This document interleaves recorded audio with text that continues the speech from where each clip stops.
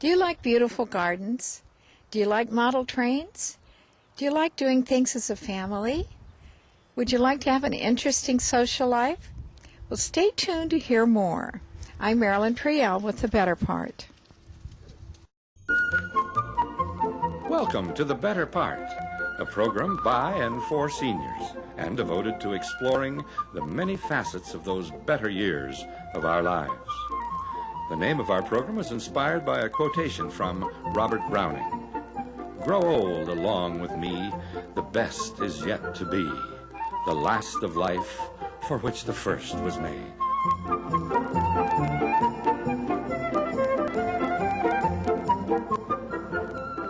Now, sit back and enjoy a program made especially to provide seniors with useful information, plus some lighter moments to brighten your day.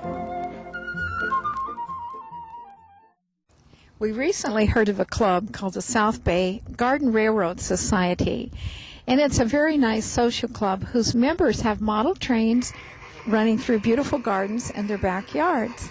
And we were invited to the annual swap meet recently, and I had an opportunity to speak with Jack Verducci, president of the entire South Bay Society. Jack Verducci is president of the society here in the Bay Area. Thank you for joining us. Hi, good morning. Welcome to Bagger's event. Thank you. I was hoping that you could tell us about the entire national organization. Okay, well, actually, it's a group of individual organizations. Like California, for example, has 4 or 5 garden railroad societies. And they're basically like our group here, the Baggers, anywhere from 5 to 500 members in each club. Generally, they're put together to enjoy each other's yards. So they'll have an open house maybe once a month, and guys will visit each other's layouts to get ideas and share the joy of model railroading outside. So there, in this area, there are about 500 people, are there? Yeah, we're about 525, 550, varies from year to year. We're probably one of the larger clubs in the country.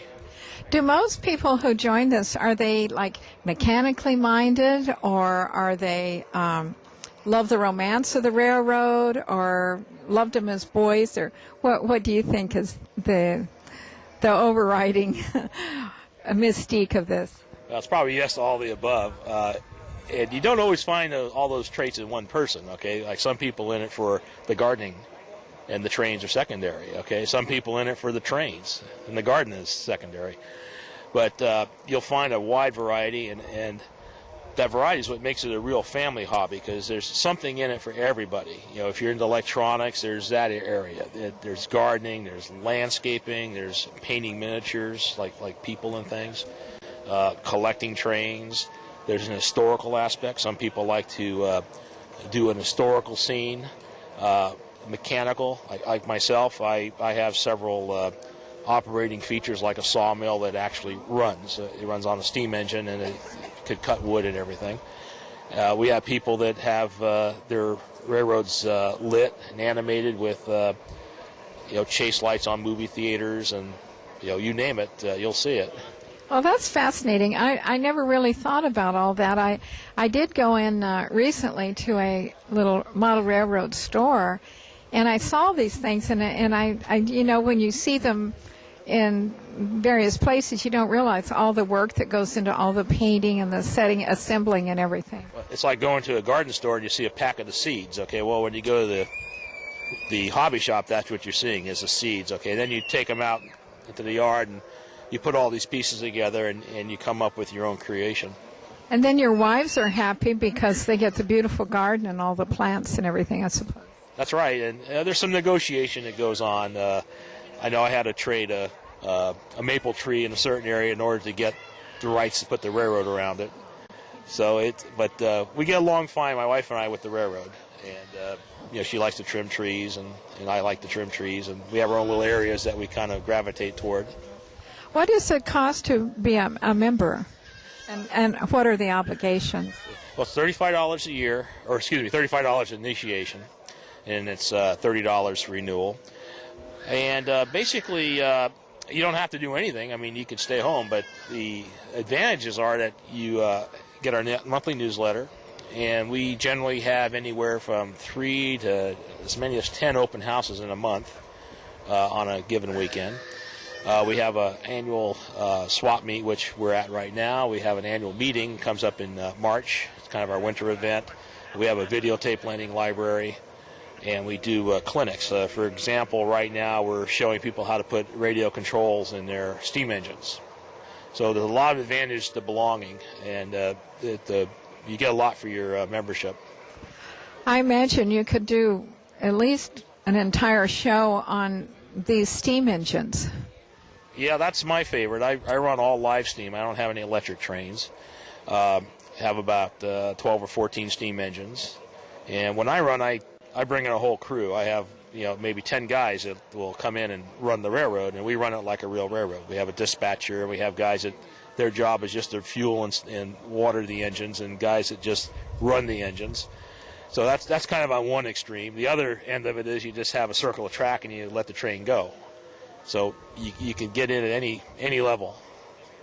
It sounds like a lot of fun. And I'm a SP kid. My dad worked his whole life for the Southern Pacific Railroad. So it touches my heart when I see those old boxcars go by.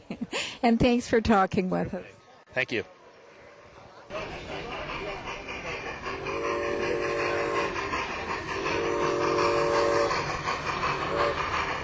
The swap meet is being held in the home of Ken Martin, and these are his lovely trains that we've been seeing pictures of, and his pond and so forth. So I'm going to ask him a few questions about the swap meet and his backyard. Yeah, we started this 11 years ago. The swap meet idea I brought over from cars, because I'm involved with cars too, and it had never been done, and it's really turned into a big event. It's one of the 3 biggest events that we do every year. What kind of items might we find at one of these swap meets? Is it new items or old items? Well, a lot of it's old items, which kind of makes it interesting because a lot of times people are looking for that, and they're not on the market anymore, and they're looking for a particular item, and so there's a lot of that goes on.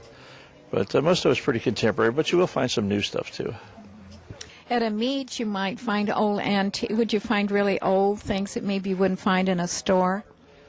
Well, yeah, some things do show up, but primarily it's mostly contemporary things within the last 10 years or so.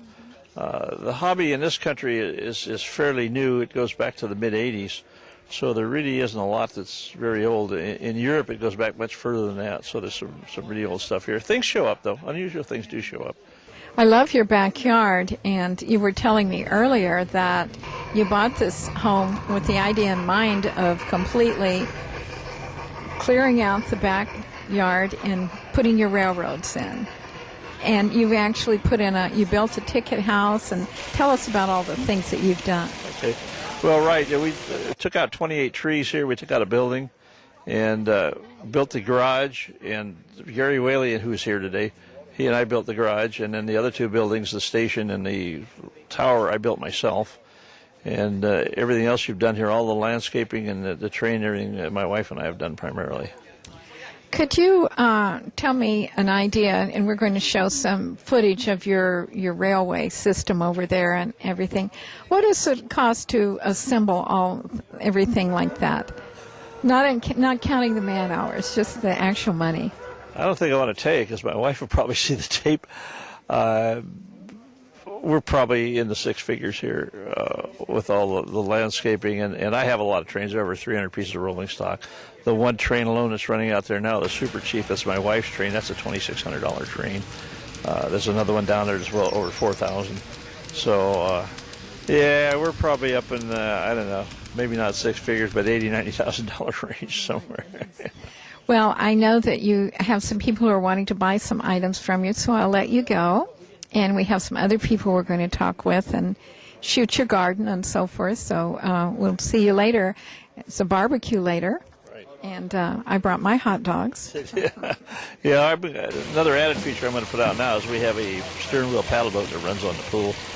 And I'm going to get over and put that out so everybody enjoys seeing that. So thank you very much. Well, thank you.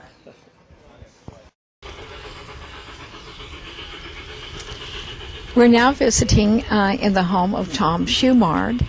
He's in charge of the local chapter here in San Jose, and he and his wife have a real team effort. And he's just had an open house. The clubs have them about once a month, and other members come in and look at their backyards and see what they've done, and they get inspired and so forth. Does the public ever come? Only if you personally invite them. Just because of the sheer numbers of people involved and wanting to know who's in your backyard, we restrict it to club members. And then there's a couple of other events that happen periodically. We have national conventions where club members from all over the world, not just the United States, will come. And you can have hundreds or even thousands of people in your backyard in one day. And sometimes we have what we call a regional meet. And those are done when, say, for instance, when the national convention is on the East Coast. Here on the West, we have, it's not to compete with the national convention, but something so that people within the region can come and still kind of have a little meet or get together. And you can get hundreds and hundreds of people for that as well. To tell us a little bit about what all you have out here. Well, you try to come up with a theme or an idea, and that helps you form a direction to go as you're developing this. It just so happens that my wife's mother was born in a company town in the lumber industry. And it was in the hills above Oroville, a little town called Feather Falls.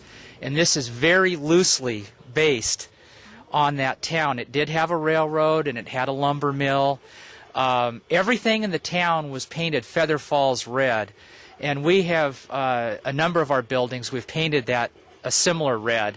But it was just too overpowering on a model railroad to paint everything that color. So we take pieces that we want to give you that flavor, and just enough to make you feel like it's that town. It's really surprising, but I can really see how a family could get excited about this with all the little cars and the little people. Little girls would like it, little boys, women would like. All women love to have a beautiful backyard, and I guess the fellows like the mechanics of it. Well, yes, and as far as the trees, you point out the cars and all that, the trees, that's my wife's, that's her domain. That's the garden. Yeah, well, we both do a lot of gardening, but she's the one that has mastered cutting the trees just the right way, and she points out that she doesn't like the way that I do them, so she pretty much takes care of the trees. You'd almost have to be a ballerina to get around in there with all those little trees and not tear the houses down. Do you you leave everything set up year-round? For the most part. There's some of the wood buildings that we bring in once the rains get going, say sometime between Thanksgiving and the first of the year. Other than that, the accessories, the cars, the people, we bring those in as well, but everything else stays out year-round. Well, thank you so much, and we're going to go around and just stroll through. You have a little path, I see, so I'm going to take a walk through your little village. This is Rose Schumard, and she is mistress of the yard, and she does all the landscaping, I believe, all the planting. Tom takes care of the planting, and I take care of the trimming of the plants, and that he takes care of getting water to them and fertilizer. But who decides what to plant, where to put it, and also how do you keep them so small? The placement is kind of like when we were deciding if it was going to be a forest or a city, the town, the buildings that were around it for the school, you know, for the play yard. The mountains, of course, are going to be your logging because we're based on a logging. Keeping them small in that is trimming them. How do you keep them so small? You have to trim them. Some of the bushes require every couple weeks you have to take a little bit off of them. The lumber trees or our dwarf Alberta spruce we trim once a year. But the others a couple times a month, some every other month, but pretty much you have to get in there and cut them and trim them. The ones that look like the little redwoods, do you stunt their growth like they do the little Japanese No, they're allowed. We don't grow in containers in the ground. We allow them to pretty much grow all on their own. They're dwarf plants, so they're slower growing. I see. Where do you buy dwarf plants? Just regular nurseries, or do you have to send for them? Some are mail order, primarily the different nurseries. You go out and search. We hit the miniature areas of most of the nurseries in the area. There's a couple people in the club that all they do is miniature plants. Oh, so they're vendors in a way. Yeah. Mm-hmm. Okay. Well, thank you. I know that you must really love working out here, and your husband Tom had told me that prior to doing an open house, down here setting up all the little people, he's very sore the next day. It is a lot of work. You're on your knees a lot working in these, but it is fun, and once you have your cities going or your little towns with all the setup and stuff, it really makes it worthwhile. Thanks so much, Rose. Thank you. We thought that we would like to come to the home of David Toll. He has a very different type of aspect to the hobby. He likes collecting people rather than quite so many trains and so forth. David Tolls, we're in your backyard, and you have a very ingenious way of running your railroad because you have it all up on platforms so you don't have to get down on your knees to work on it. And you have more people than I could ever imagine anyone could assemble. Yeah, I've been collecting for almost 12 years now, and every place you go, I find the little people or the cars, toy stores, catalogs, but it fits our scale. If it's not more than 3 inches high, then it fits within the large-scale train program. How did you get started in the trains?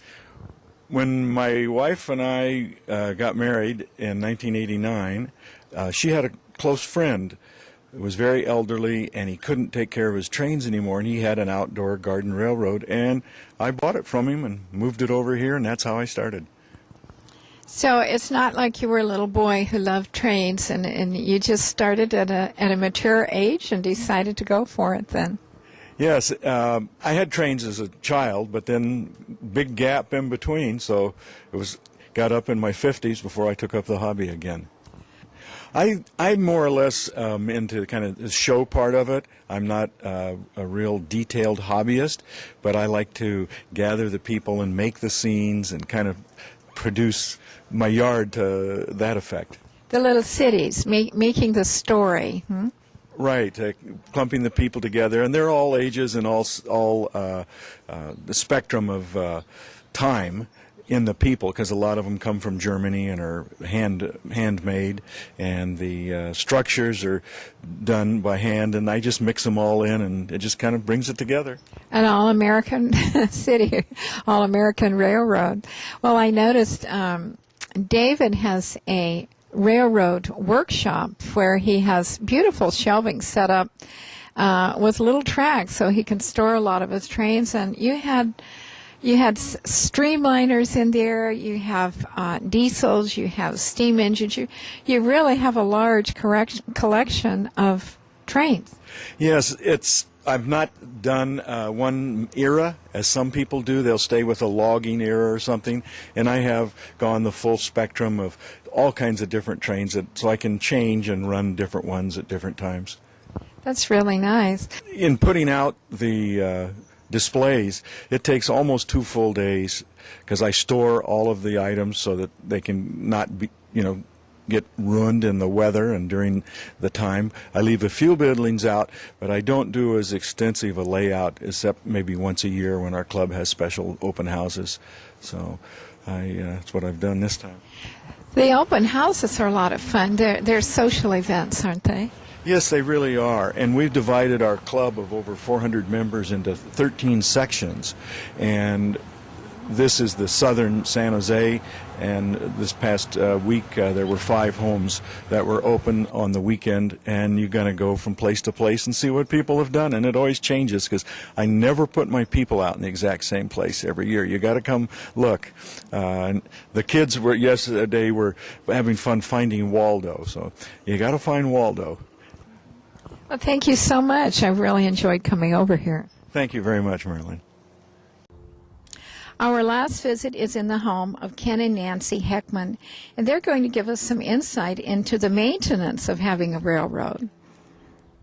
We're in the home of Ray and Nancy Heckman, and they have one of these elevated train systems, too, where you don't have to get quite down on your hands and knees to play with the trains. And I wanted to ask you, Nancy, you were telling me a little bit earlier what you enjoy most about being in this club. Well, one of the things I mentioned to you is when we went to the first convention, we felt like it was so nice to have a hobby convention because everyone's so happy and it was families, couples, singles, whatever. And what we found through visiting layouts is that you can really get a lot of ideas about how to do things well and how to do things, don't do what I did, that kind of thing. And you really have a really nice social life as well as your hobby, which is quite fine, I think. Yeah. And then I was going to ask you, you have arranged all your tracks that go over, you built a little bridge that leads over to this little depot, which is actually your storeroom for your trains, so that when you're ready for them to go to bed, right, they just go right over this little track bridge through a pet door in here and just ready to go to bed for the night, right? It is literally a pet door. I converted a pet door by filing little grooves for the track. And the idea was for twofold. One is I would like to be lazy, and I like to put things away easily instead of climbing up onto the raised track every time to get my engines and cars. And the other one is you're able to run trains in there and they disappear, and then you can run a different train back out, and it's like magic. All of a sudden a different train comes. So those were the two ideas. I see. You have a lot of different kinds of trains, and I'm just wondering about how do you maintain them and keep them running? Or are there places where people can send their trains if they don't know how to do that? The actual engines I tend to send back to the manufacturer. I find mostly that it's cleaning and of the train and maintenance of the rail bed. It turns out rain is out of scale. When it rains in California, it rains with big drops on this little bitty train, and it splashes dirt everywhere. So you always have to wash off your buildings after the rainy season, and you have to polish the top of the track. And you have to cover, there's erosion that you fix, but it's part of the fun. It looks like, when the wind would blow, probably the tracks would get filled with dirt. You have to go through each little tie and clean that up. No, actually, the rail bed floats on top of the gravel. There's crushed granite that it floats on. And you're right, some of it gets up in there, but it doesn't hurt anything. And if the train comes along and hits it, it usually just knocks it out of the way. Occasionally you might get a derail, but that's real life too. Do you put anything on the track to keep them smooth, or oil them, or anything? No, in fact, I again, under my energy efficiency mode, I bought a track cleaning engine. And you run the engine around the track, and it's got a big polishing wheel that cleans the track for you. So that works very well. And you don't ever oil it because you don't want the traction. You don't want the engines to slip on it. Oh, sure, and get grimy, I suppose. Right, and pick up dirt. And then as far as these are all electrical, or do you have steam engines as well? Well, I have a selection. We tried to model the top of the mountain town into the 20s, 30s, and then the bottom is the 50s. And that was the transition era from steam into diesel. The electrical part, now, does that run underground so that you can turn these trains on? And I'm thinking of the safety factor. Oh, it runs off of 20 volts DC, so safety-wise, you might feel a slight tingle if you wet your fingers, but it won't shock you. The electricity is actually, the way I did it is I did run it underneath the path so that people could walk around the Garden Railroad and not have to trip over any wires. And then you connect it with clamps onto the rail, and then you just got a remote control that you run it with. You were telling me, maybe you know these technical questions and I can ask you instead of letting him say everything, but I heard earlier that you made it like where you could walk all the way around it. Right. And why? Right. We find our grandchildren love to pace the train, so this is really helpful. And this is a crushed granite base with a little bit of mortar mix in it, and so it gets quite hard. So the path, we do have a little scrapes if they fall down, but the path works really well and they run around it. And then we have a retaining wall in the back on two sides of it, like an L shape, and they tend to like to stay there too and watch the train when it comes out from through the tunnel. So, yes, I can imagine that children would love to follow the little train around instead of just, watching it from a distance. So that was a lovely idea.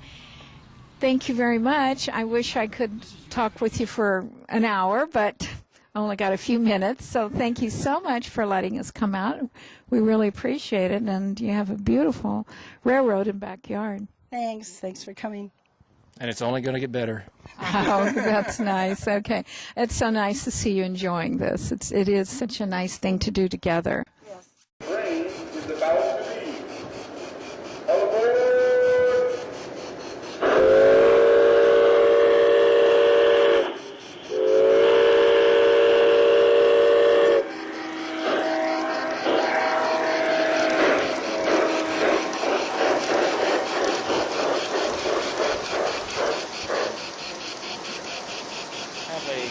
Problem on the passing siding when another train comes by.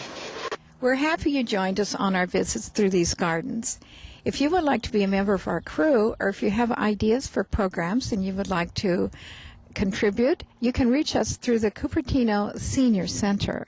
Our number is 777-3150.